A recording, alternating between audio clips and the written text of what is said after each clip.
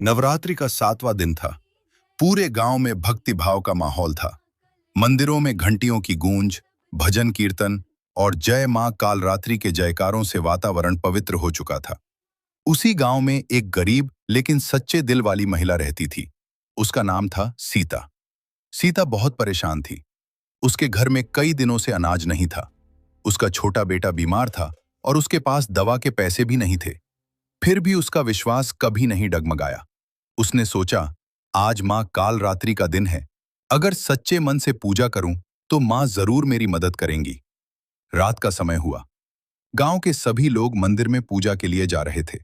सीता के पास पूजा की कोई सामग्री नहीं थी। न फूल, न फल, न मिठाई, बस एक दीपक और सच्ची श्रद्धा। वो धीरे धीरे मंदिर पहुंची। मां कालरात्रि की मूर्ति बहुत भव्य और डरावनी प्रतीत हो रही थी। काले रंग का शरीर, बिखरे हुए बाल, 3 आंखें और गले में बिजली की माला। लेकिन सीता को उस रूप में भी मां का प्रेम ही नजर आया।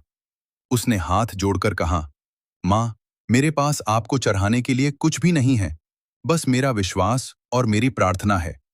कृपया मेरे बेटे को ठीक कर दो और मेरे घर में सुख शांति भर दो। पूजा खत्म करके जब वो घर लौट रही थी, तभी रास्ते में उसे एक बूढ़ी महिला मिली। वो बहुत कमजोर और भूखी लग रही थी। उसने सीता से कहा, बेटी, मुझे बहुत भूख लगी है।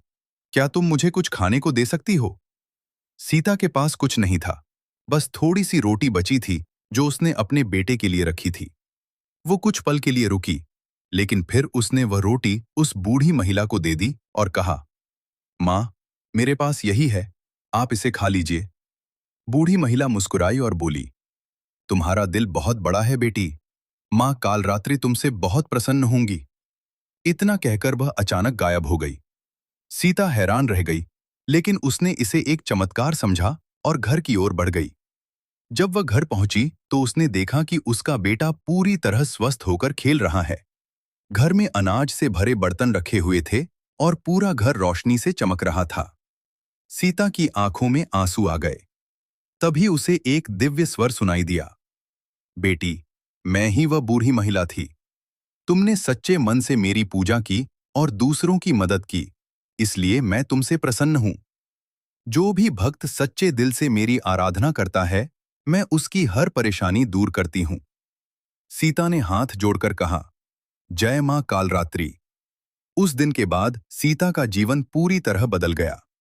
वह हमेशा दूसरों की मदद करती और मां कालरात्रि की भक्ति में लीन रहती।